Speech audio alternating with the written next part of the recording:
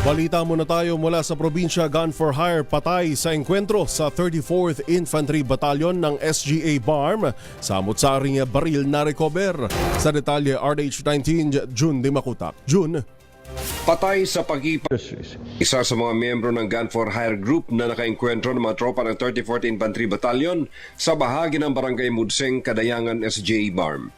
Nabatid mula sa 34th IB Commanding Officer, Lieutenant Colonel Edgardo Batinay, habang nagsasagawa umano sila ng mobile patrol sa lugar nang bigla umano silang paputukan ng grupo na nagkukubli sa masukal na lugar. Naganap ang nasa 20 minutong firefight at kinumpirma ni Lieutenant Colonel Batinay ang pagkasawi ng isa sa mga armado at pagka-recover ng mga loose firearms sa firefight area. Ang mga recovered firearms ay isang unit ng M14 rifle, isang unit ng caliber 50 sniper rifle, 3 units ng rifle grenades at samot-saring mga bala.